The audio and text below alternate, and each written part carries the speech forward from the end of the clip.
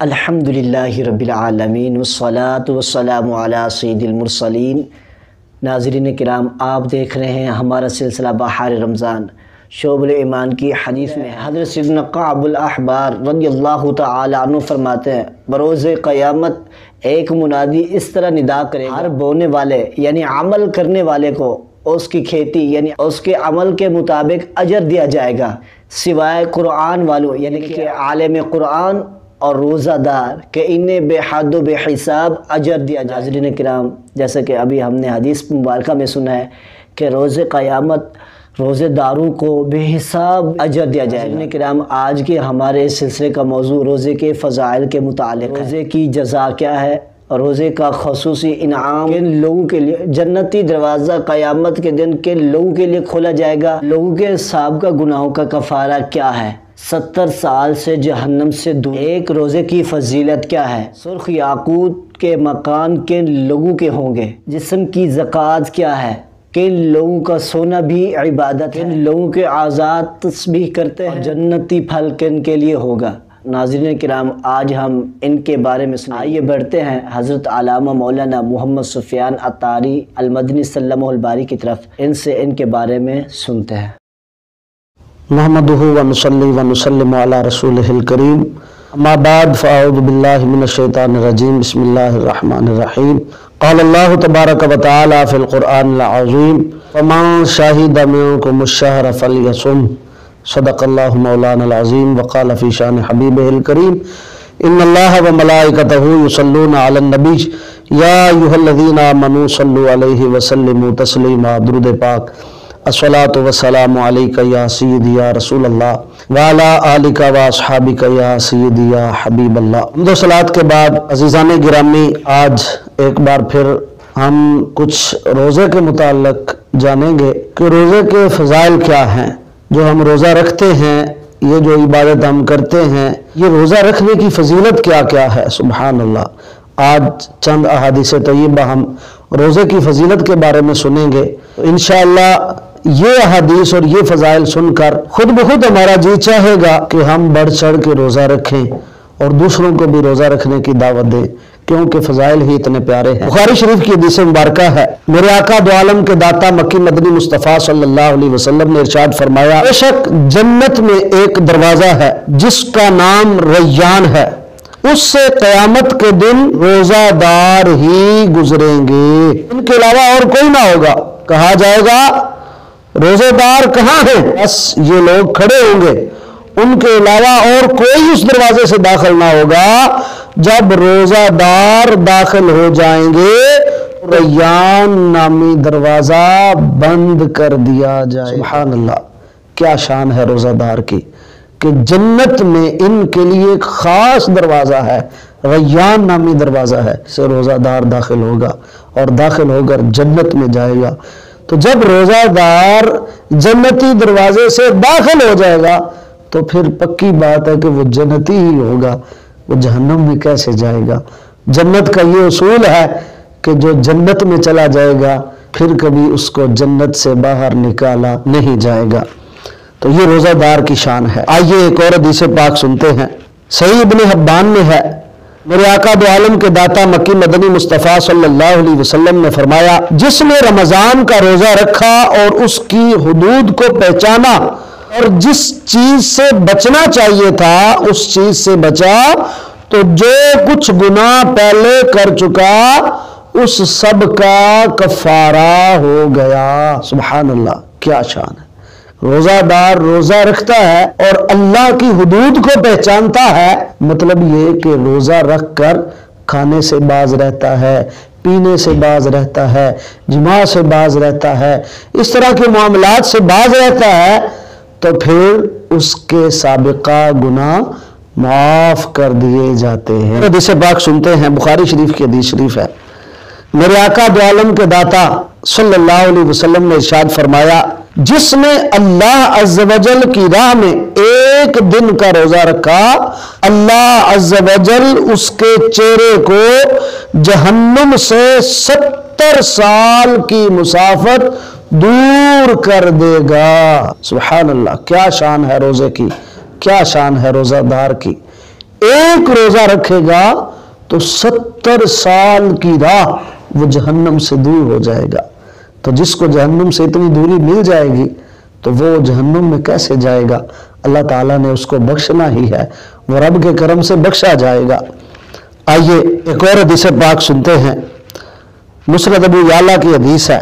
کریم آقا صلی اللہ علیہ وسلم نے ارشاد فرمایا، جس نے ایک دن کا روزہ اللہ کی رضا حاصل کرنے کے لیے رکھا، اللہ عز و جل اسے جہنم سے اتنا دور کر دے گا جتنا کہ ایک کوا جو اپنے بچپن سے اڑنا شروع کرے یہاں تک کہ اڑتے اڑتے بوڑھا ہو کر مر جائے۔ کووں کی عمر بہت زیادہ ہوتی ہے، تقریباً مخلوقات میں کووں کی عمر سب سے زیادہ ہوتی ہے۔ اتنی زیادہ عمر کوے کی ہوتی ہے، بچپن سے اڑنا شروع کرے بوڑھا ہونے تک اڑتا رہے، تو اتنی لمبی راہ جہنم سے روزہ دار کو دور کر دیا جائے گا۔ کیا شان ہے روزہ دار کی۔ یہ فضائل، یہ شان، یہ عظمت سن کر جی للچاتا ہے کہ بندہ روزے رکھے، روزہ رکھنے کا دل کرتا ہے۔ ایک اور حدیث پاک سنتے ہیں، معجم اوسط کی حدیث پاک ہے۔ کریم آقا صلی اللہ علیہ وسلم نے فرمایا، جس نے ماہ رمضان کا ایک روزہ بھی خاموشی اور سکون سے رکھا، اس کے لیے جنت میں ایک گھر سبز زبرجد یا سرخ یاقوت کا بنایا جائے گا۔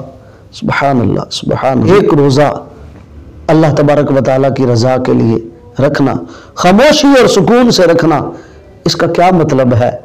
اس کا مطلب ہے کہ روزہ رکھ کر ہر کسی کو بتاتا نہ پھر میرا روزہ ہے، بہت روزہ لگ رہا ہے، بہت گرمی لگ رہی ہے، آج تو بہت بھوک لگ رہی ہے، آج تو بہت پیاس لگ رہی ہے، جگہ جگہ جتاتا پھرے، بتاتا پھرے اور روزہ رکھ کر لوگوں کو کا جینا حرام کر دے، تو یہ خاموشی والا اور سکون والا روزہ نہیں ہے۔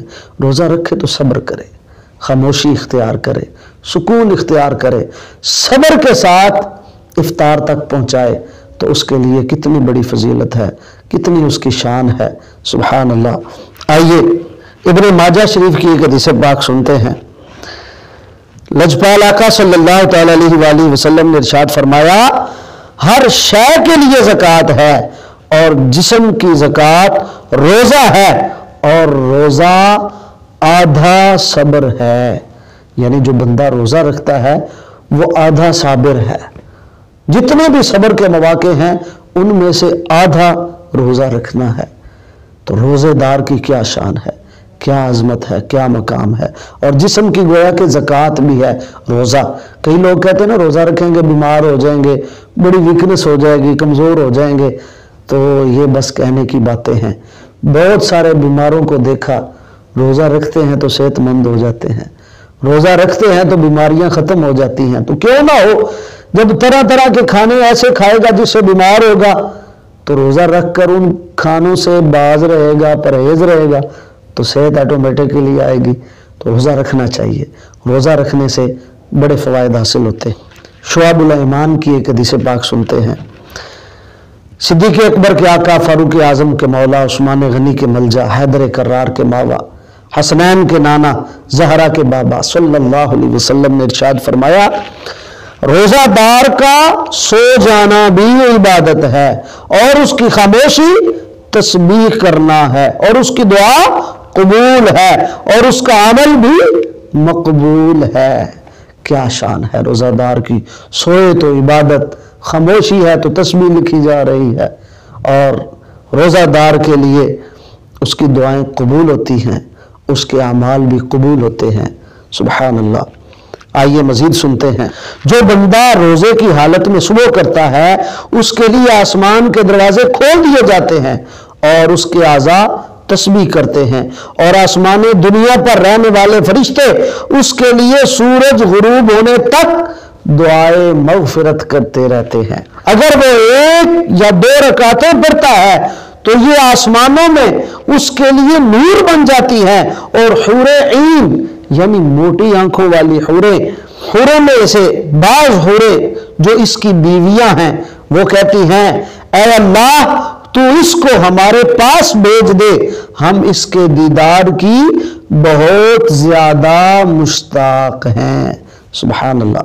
اگر وہ لا الہ الا اللہ یا سبحان اللہ یا اللہ اکبر پڑھتا ہے تو 70,000 فرشتے اس کا ثواب سورج ڈوبنے تک لکھتے رہتے ہیں۔ 70,000 فرشتے سورج ڈوبنے تک اس کے لیے ثواب ہی ثواب لکھتے رہتے ہیں۔ کیا شان ہے۔ روزہ رکھ کر پڑھنا کیا ہے؟ یہ 3 کلمات پڑھنے ہیں، لا الہ الا اللہ، سبحان اللہ، اللہ اکبر۔ کتنا بڑا ثواب ہے۔ 70,000 فرشتے شام تک مغرب تک اس کے لیے ثواب لکھتے رہتے ہیں۔ سبحان اللہ۔ آئیے ایک اور حدیث پاک سنتے ہیں۔ یہ حدیث پاک بھی شعب الایمان کی ہے۔ جس کو روزے نے کھانے یا پینے سے روک دیا کہ جس کی اسے خواہش تھی اس سے باز رہا تو اللہ تعالی اسے جنتی پھلوں میں سے کھلائے گا اور جنتی شراب سے سیراب کرے گا۔ سبحان اللہ، سبحان اللہ، کیا شان ہے۔ روزہ رکھنے والا روزہ رکھتا ہے، اللہ کریم اس کو روزے کے بدلے میں کیا کیا چیزیں عطا فرماتا ہے، کیا نعمتیں عطا فرماتا ہے کہ روزہ رکھنے کے بدلے میں دنیا میں تو وہ صبر کرتا ہے، کھانے پینے سے باز رہتا ہے، اللہ تعالیٰ اسے جنت کی مشروبات پلائے گا۔ سبحان اللہ۔ یہ اتنی روایات اور اتنے فضائل سن کر بندے کا آٹومیٹکلی دل کرتا ہے کہ کبھی روزہ چھوٹے نہ، کبھی روزہ قضا نہ ہو۔ آئیے کچھ اور سنتے ہیں۔ حضرت سیدنا ابو ہریرہ رضی اللہ تعالیٰ عنہ سے روایت ہے، سلطان دو جہاں، شہنشاہ کون و مکان، رحمت عالمیان صلی اللہ علیہ وسلم فرماتے ہیں آدمی کے ہر نیک کام کا بدلہ اس سے 700 گنا دیا جاتا ہے، یعنی 700 مرتبے بڑھا کر بدلہ دیا جاتا ہے۔ اور اللہ تعالیٰ نے ارشاد فرمایا اِلَّا الصَّوْمَ فَإِنَّهُ لِي وَأَنَا أَجْزِي بِهِ، باقی اعمال کا بدلہ تو 700 گنا تک دیا جاتا ہے۔ روزہ ایک ایسی عبادت ہے، رب کریم نے ارشاد فرمایا کہ روزہ میرے لیے ہے اور اس کی جزا میں خود دیتا ہوں۔ سبحان اللہ۔ یعنی 700 گنا سے بھی بڑھ کر یہ جزا ہے کہ اللہ اس کی جزا خود اپنے رحمت والے، اپنی شان والے، اپنے کرم والے دست قدرت سے عطا فرمائے گا۔ سبحان اللہ، سبحان اللہ، کیا شان ہے روزہ دار کی۔ خالق کائنات نے ارشاد فرمایا بندہ اپنی خواہش اور کھانے کو صرف میری وجہ سے ترک کرتا ہے۔ روزہ دار کے لیے وہ دو خوشیاں ہیں، ایک افطار کے وقت اور ایک اپنے رب سے ملاقات کے وقت۔ روزہ دار کے منہ کی بو اللہ کے ہاں مشک سے بھی زیادہ پسندیدہ ہے۔ سبحان اللہ، سبحان اللہ۔ روزہ دار تو دنیا میں بھی نعمتیں پاتا ہے، افطار کا وقت ہوتا ہے، رنگا رنگ طرح طرح کے کھانے، نعمتیں اس کے لیے میسر ہوتی ہیں، اور پھر جب قیامت کا دن ہوگا روزہ دار کے لیے اللہ تبارک و تعالی ایک دسترخوان سجائے گا اور اس روزہ دار کو اس دسترخوان پر بٹھایا جائے گا۔ کیا شان ہے۔ دنیا میں بھی نعمتیں، آخرت میں بھی نعمتیں، دنیا میں بھی مزے ہیں، آخرت میں بھی مزے ہیں۔ روزہ دار کے لیے جو روزہ رکھتا ہے کیا شان پاتا ہے۔ میرے پیارے اور محترم اسلامی بھائیوں، یہ جو حدیث قدسی ہے الصوم لی وانا اجزی بہ، اس کو بعض علماء نے وانا اجزا بہ پڑھا ہے، جس کا مطلب یہ بنتا ہے خالق کائنات فرماتا ہے کہ روزہ میرے لیے ہے